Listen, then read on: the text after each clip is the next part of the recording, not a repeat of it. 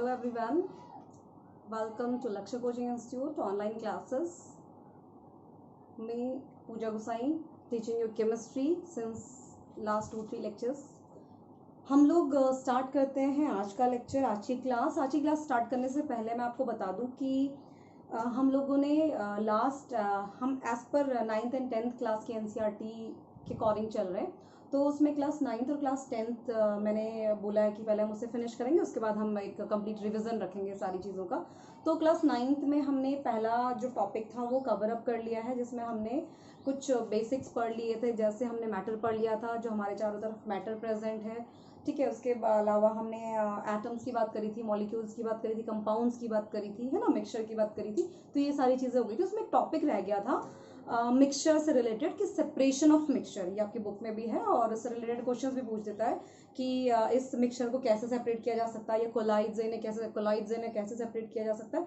उसके लिए आज की एक क्लास से पहले ये जैसे ये टॉपिक खत्म होता है, उसके बाद हम नेक्स्ट टॉपिक शुरू करेंगे एटम्स एंड मॉलिक्यूल्स का। Okay, so let's start. मैंने ऑलरेडी एक चार्ट आपके लिए बना के रखा है, आप लोग भी इसे बना लीजिएगा। देखिए, separation of components of mixture, मिश्रण के अवयवों का पृथक्करण, उन्हें अलग करना। पृथक्करण मतलब अलग करना। तो मैंने ना कुछ मेथड्स लिखे हैं इसमें। Somewhere around we have written here crystallization, क्रिस्टलीकरण, दूसरा है डिस्टिलेशन, आसवन, क्रोमेटोग्राफी, वर्णलेखन, इवेपोरेशन, वाष्पीकरण, सब्लिमेशन, ऊर्ध्वपतन, सेडिमेंटेशन एंड डिकेंटेशन, अवसादन एवं निस्तारण, फिल्ट्रेशन, निस्पंदन, और सेंट्रिफिकेशन, अपकेंद्रण। ओके, तो ये आपके मेथड्स हैं किसी भी मिक्सचर को सेपरेट करने के। ओके, मैंने थोड़ा थोड़ा करके आपको थोड़ा इनके बारे में डिस्कस करती हूँ, सो दैट कि आपको एक अंडरस्टैंडिंग हो जाए कि कौन सा मेथड कहाँ पे यूज किया जाता है। Okay, so let's start. अच्छा देखो, कुछ चीजें तो ना रिलेटेड हैं। जैसे मैं आपको सेडिमेंटेशन, डिकेंटेशन और फिल्ट्रेशन की मैं बात करूं तो ये को रिलेटेड ही हैं, और मैं सबको जोड़ते हुए आपको बताती हूँ, राइट। तो पहले बात करते हैं, पहले मैं यहीं से शुरू कर रही हूँ, फिर इनको भी बात करते हैं। जैसे फॉर एग्जाम्पल पहले है सेडिमेंटेशन। Okay, sedimentation, अवसादन। देखो इसमें क्या है, सेडिमेंट्स, ठीक है ना, कण, धू आपने देखे होंगे टुकड़े। तो सेडिमेंटेशन क्या होता है, बेसिकली हम क्या करते हैं, सपोज पानी है और मिट्टी है, मड है, तो हम क्या करते हैं, इसे मिला देते हैं। ओके, अब मिला देते हैं तो हमें क्या करना है, इस मेथड में बेसिकली स्पेशल कुछ नहीं करना होता है। ये जो मिलाया हुआ सोल्यूशन है, जो ये मिक्सचर है, हमने क्या करना है, इसे थोड़ी देर के लिए साइड कर देना है, ठीक है ना। तो स्टार्टिंग में क्या होगा, ये पूरा मिक्सअप होगा, लेकिन कुछ टाइम बाद अब जब दोबारा नोट करोगे यहाँ पे, तो इसमें क्या होगा, वाटर तो ऊपर होगा, है ना, और जो सेडिमेंट होगा वो नीचे बैठ चुका होगा। तो बस इसी को कहते हैं सेडिमेंटेशन या अवसादन। क्लियर है, सेपरेशन का एक तरीका, हमने इसमें पानी अलग कर दिया और जो सेडिमेंट्स थे, अवसाद थे, वो अलग हो गए। ओके, तो ये सेडिमेंटेशन। दूसरा इसमें टर्म है डिकेंटेशन। डिकेंटेशन हो गया आपका निस्तारण। अब देखो, ये जो पानी है, ये जो वाटर है, ऊपर रह गया, बॉटम में आपका सेडिमेंट्स रह गए। जब इस वाटर को हम दूसरे फ्लास्क में या दूसरे गिलास में डाल देते हैं, और जो ये बचा हुआ पानी होता है, मतलब आपने निकाल करके यहां रख दिया, इसी मेथड को कहते हैं डिकेंटेशन। मेथड मीन्स क्या, आपने सेडिमेंट से वाटर को सेपरेट आउट कर दिया। ओके, तो वो कहलाता है डिकेंटेशन। लेकिन देखो, आपने पानी और मिट्टी को मिलाया है, मड और वाटर मिक्स किया है, ठीक है, सॉइल और वाटर मिक्स करा है, तो ऑब्वियस सी बात है डिकेंटेशन के बाद भी कुछ ही मड, देखो जो मोटे कण होंगे वही नीचे बैठेंगे, लेकिन बाकी क्या होगा, वो पानी के साथ में होगा। यानी कि पानी का जो भी कलर होगा, ठीक है ना, that will not be clean, ठीक है ना, वो कलरलेस नहीं होगा उसमें, क्योंकि इम्प्योरिटीज अभी भी मिक्सअप है, तो उसका कलर ब्राउनिश दिखेगा, ठीक है ना। तो अब देखो, इस पानी को भी प्योर करने के लिए हमें तीसरा मेथड यूज करना होता है, दैट इज फिल्ट्रेशन, फिल्टर करना। ओके, अब इस फिल्ट्रेशन में क्या होता है, देखो हम इस फिल्ट्रेशन में क्या करेंगे, एक फिल्टर पेपर लेते हैं। आपको पता होगा केमिस्ट्री लैब में जब हम लोग ने पहले भी कभी एक्सपेरिमेंट्स किए हैं, तो एक फिल्टर पेपर होता है, सर्कुलर लेते हैं हम फिल्टर पेपर, फिर से फोल्ड करते हैं ऐसे डबल दो फोल्ड, फिर आपका ऐसे करके ये इस डबल फोल्ड को जब हम करते हैं तो ये एक सिंगल ऐसे आ जाता है ना, ये आपका बनेगा सॉरी, ठीक है ना, ये वाला मतलब ये बाइंड करके ये वाला पोर्शन, ठीक है, ऐसे बन जाता है। तो अब इसे आप ओपन करके एक फ्लास्क में, कॉनिकल फ्लास्क में जब लगाते हैं ऐसे, तो यहाँ पे फिट। अब इसके बाद आप क्या करेंगे, यहाँ पे जो वाटर था, ठीक है ना, जो आप जिसे कहते हैं डिकेंटेशन करके जो मिला था हमें, वो हमने यहाँ पोर करा। तो उसके बाद अगर हमने यहाँ पे एक फ्लास्क रखा है, ठीक है ना, तो यहाँ से जब हम पानी पोर करेंगे तो यहाँ फिल्टर पेपर है, उस फिल्टर पेपर में ये जो छोटे छोटे छोटे कण हैं वो यहीं इस पेपर पे अटक जाते हैं, रुक जाते हैं, और प्योर वाटर इस फ्लास्क में आ जाता है, और जो पानी आता है फिल्टर होके उसे आप फिल्ट्रेशन मेथड कहते हैं कि using the filtration method we have got the solution, clear solution, है ना, क्लियर वो मिल जाता है आपका।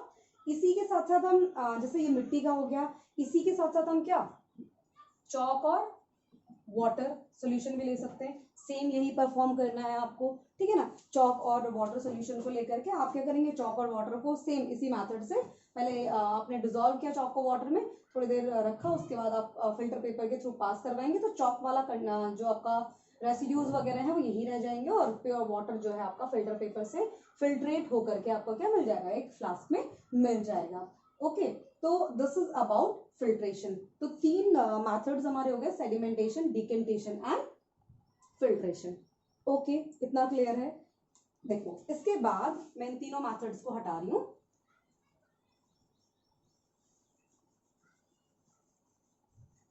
इसके बाद करते हैं बात इवेपोरेशन की, है ना, जैसे नाम से पता चल रहा है वाष्पीकरण। तो जब हम किसी चीज को इवेपोरेट करेंगे, ठीक है ना, इवेपोरेट कैसे, देखो let me tell you. For example हमने लिया है जैसे हम लेते हैं डाई लिया हमने, है ना, ब्लू डाई लिया हमने और वाटर लिया, ठीक है, इन दोनों को मिक्स कर दिया, क्लियर है। अब इसे मिक्स कर दिया, फिर हमने क्या करा, एक ग्लास में पानी रखा और एक कांच के बाउल में ये मिक्सचर ऐसे रख दिया, ठीक है ना, और नीचे से हमने क्या कर दिया, हीट कर दिया।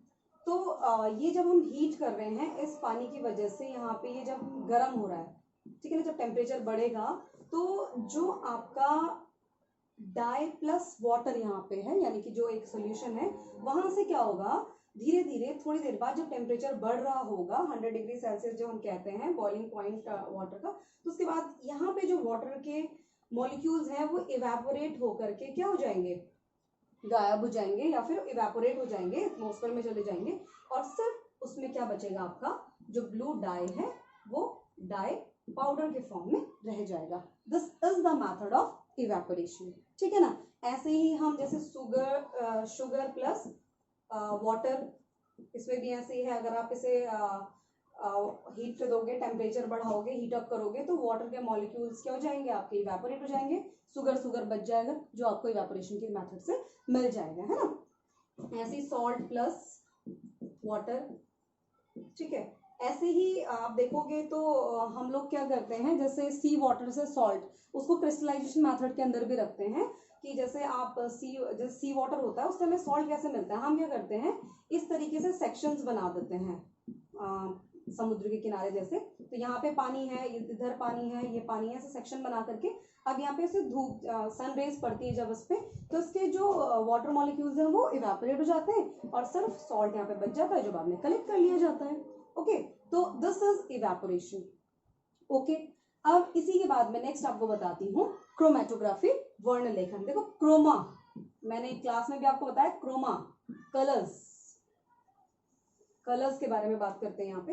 अब देखो फॉर एग्जांपल मैं यही ले लेती हूँ, जैसे मैंने ब्लू डाई की बात करी अभी, तो देखो डाई जो है वो मैंने बोला ब्लू डाई, लेकिन फॉर एग्जाम्पल देखो इसमें और भी कुछ छोटे मोटे कलर्स हैं जिसमें मिक्स करे हुए हैं, लेकिन ब्लू क्या है, ब्लू का इन्फ्लुएंस उस पे ज्यादा है, ब्लू का जो कलर है, या ब्लैक डाई जैसे ले लेते हैं, तो ब्लैक में मैक्सिमम मोस्ट ऑफ कलर्स नहीं हमें पता चलता है कि और कौन से मिक्सअप हो रखे हैं, ठीक है ना। तो उन कलर्स को अलग करने के लिए क्रोमेटोग्राफी, का मैप पता करने के लिए क्रोमेटोग्राफी हम यूज करते हैं। जैसे इसमें क्या करते हैं, फॉर एग्जांपल आपने एक ऐसे फिल्टर पेपर लिया, ठीक है ना, उसे एक फ्लास्क में डाला जिसमें वाटर है, ओके, आधे तक डिप कर दिया, जैसे फॉर एग्जांपल यहाँ तक, और कोई भी जैसे आपका ब्लैक कलर डाई है सपोज, यहाँ पे ऐसा स्पॉटेड वो कर दिया, ठीक है ना, और नीचे डिप कर दिया। अब जब ये पानी में डिप होगा तो ये जो फिल्टर पेपर होगा ये पानी एब्जॉर्ब करेगा, ठीक है ना।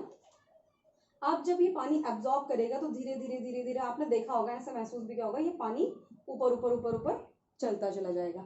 अब क्या होगा, देखो जब ये पानी ऊपर जाएगा तो ऑब्वियसली इस सॉल्यूशन से पास होकर के जाएगा, तो यहाँ पे क्या होता है कि आपको फर्दर ये जो पेपर है इसमें क्या मिलेगा, आपको एक कलर की लेयर अलग मिलेगी, फिर दूसरे कलर की लेयर अलग मिलेगी, फिर तीसरे कलर की, मतलब जितने भी कलर्स उसमें हैं, जितने भी कलर के मॉलिक्यूल्स उसमें हैं, एटम्स उसमें हैं, वो आपको अलग अलग मिलेंगे। अब देखो फॉर एग्जांपल ऊपर मिल गया आपको ब्लैक कलर, उसके बाद मिल गया आपको सपोज में रेड कलर भी था, इसमें ऑरेंज कलर भी था, तो इस तरीके से आपको लेयर मिल जाएगी। जबकि इवेपोरेशन वाले मेथड में हमें क्या हो रहा था, कलर अलग नहीं मिल रहा था, ठीक है ना, पूरा एक आपको वाटर इवेपोरेट हो गया और ये मिल गया, done with it, okay.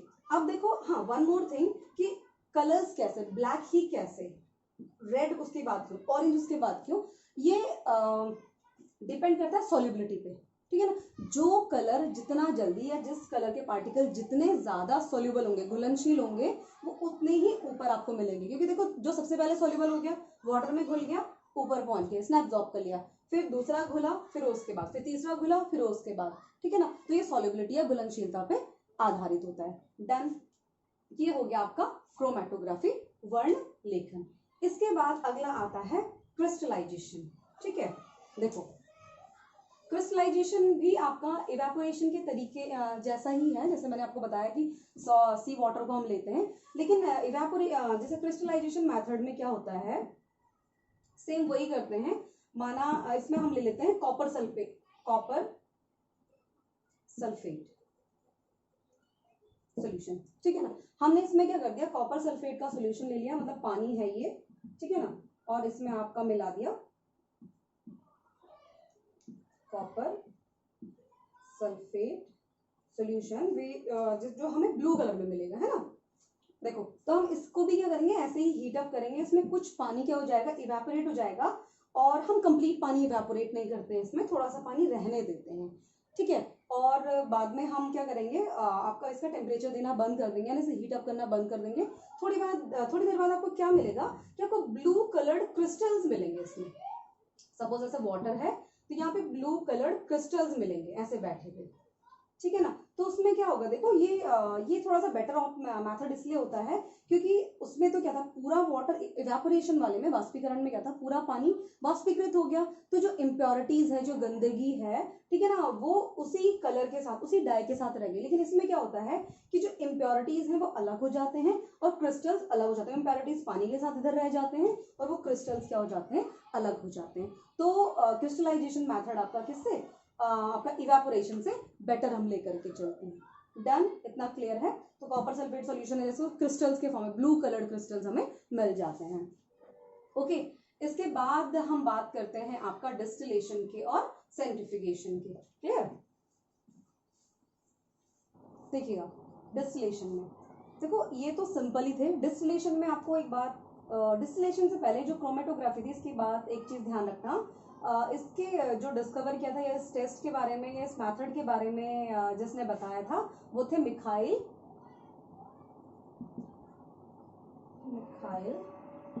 Sweat, ठीक है ना। मिखाइल स्वेट ने हमें इस मेथड के बारे में बताया था, ओके। नाउ डिस्टिलेशन, अब देखो डिस्टिलेशन बेसिकली ये दिया जाता है क्वेश्चन कि कौन सा सेपरेशन या पृथक्करण का मेथड है जिसमें हम बॉइलिंग पॉइंट का यूज करते हैं, बॉइलिंग पॉइंट का यूज करते हैं, ठीक है ना। देखो डिस्टिलेशन मेथड में क्या होता है, इस मेथड में हम उन्हीं चीज़ों को सेपरेट कर पाते हैं जिनके बॉइलिंग पॉइंट में डिफरेंस होता है, ठीक है ना। कौन कितने टेम्परेचर में बॉइल उबलना शुरू हुआ है, ठीक है, उससे। जैसे फॉर एग्जांपल इसमें हम एक ले लेते हैं, जैसे वाटर, पानी और एसीटोन, अगर माना पानी और एसीटोन हमने मिक्स किया हुआ है, इसे हमें सेपरेट करना है, तो हमें क्या करना पड़ेगा, इसके बॉइलिंग पॉइंट, हाँ one more thing, boiling point में थोड़ा डिफरेंस होना चाहिए, स्लाइटली नियर भी नहीं होना चाहिए, क्योंकि हमें पता नहीं चलेगा, ठीक है ना। तो जैसे फॉर एग्जांपल वाटर का तो आप सभी को पता है 100 डिग्री सेल्सियस है, और लगभग 56 डिग्री सेल्सियस आपका एसीटोन का बॉइलिंग पॉइंट होता है। ओके, तो अब क्या है, देखो जब हम वाटर की और एसीटोन की बात करेंगे तो हम उस मिक्सचर को हीट अप करेंगे। ओके, इस मिक्सचर को हीट अप करने पर क्या होगा, एक टेम्परेचर जब आएगा 56 डिग्री सेल्सियस का टेम्परेचर, उस समय क्या होगा कि जो आपका ये है सॉरी एसीटोन है, ये क्या हो जाएगा, इवेपोरेट होना शुरू हो जाएगा, क्योंकि इसका बॉइलिंग पॉइंट आ चुका है, और धीरे धीरे धीरे इवेपोरेट होकर के हम इसे दूसरे फ्लास्क में कलेक्ट भी कर लेते हैं। जबकि वाटर का इवेपोरेशन कब शुरू होगा, जब 100 डिग्री सेल्सियस टेम्परेचर होगा। तो बस यहीं पे इसी तरीके से हम वाटर को एसीटोन से सेपरेट कर लेते हैं, एसीटोन को वाटर से सेपरेट कर देते हैं। ये मेथड हो गया आपका डिस्टिलेशन। ओके, डिस्टिलेशन के बाद बचा है आपका सब्लिमेशन। ठीक है, सब्लिमेशन भी आपका एक इजी है। सब्लिमेशन तो हमने देखा ही है, हमने बताया था जब मैंने आपको पढ़ाया था कि 5 स्टेट ऑफ मैटर होती हैं, उसमें आपका सॉलिड, लिक्विड, गैस करके होता है। तो सॉलिड से लिक्विड की स्टेट को, ठोस से द्रव की स्टेट को स्किप करने के बाद सीधे गैसियस स्टेट में कन्वर्ट करने वाले मेथड को क्या कर देते हैं, सब्लिमेशन कहते हैं। ठीक है ना, डायरेक्टली क्या हो गया, सॉलिड से गैस में कन्वर्ट। इसका बहुत अच्छा एग्जांपल है, जैसे नैफ्थलीन बॉल्स होती है, कपूर होती हैं, है ना, एक मिक्सचर हम लेते हैं सैंड प्लस नैफ्थलीन का, ठीक है ना, नैफ्थलीन बॉल्स का। तो अब हम क्या करेंगे, इन दोनों को क्या करते हैं, सैंड और नैफ्थलीन को जब मिक्सअप कर देते हैं तो हीट करते हैं। ओके ना, तो होता क्या है, पहले तो ये किस फॉर्म में होती हैं, सॉलिड फॉर्म में होती है नैफ्थलीन बॉल्स। उसके बाद धीरे धीरे जब इसे हीट अप करेंगे तो ये डायरेक्टली गैसेस फॉर्म में कन्वर्ट हो जाती है। आपने वैसे भी देखा होगा घरों में, हम लोग क्या करते हैं कि कहीं हमने सर्दियों के कपड़े या ऐसे रखे रहते हैं तो उसमें हम नैफ्थलीन बॉल्स रख देते हैं, ठीक है, कपूर की गोलियां रख देते हैं, और नेक्स्ट जब आप दोबारा निकालते हो, नेक्स्ट जब उनकी जरूरत होती है सर्दियों में, तो वो उन बॉल्स का साइज छोटा होता है या फिर ऑलमोस्ट डिसअपियर हो चुकी होती है। क्यों, क्योंकि वो सॉलिड से डायरेक्टली गैसेस फॉर्म में कन्वर्ट हो जाती है। डन विद इट, तो दिस इज सब्लिमेशन। ओके, अब आपका सब्लिमेशन के बाद बचा है सेंट्रीफ्यूगेशन। ठीक है ना, अपकेंद्रण। सेंट्रीफ्यूगेशन, सेंट्रीफ्यूगल सुना होगा आपने, सेंट्रीफ्यूगल फोर्स सुना होगा आपने, ठीक है ना।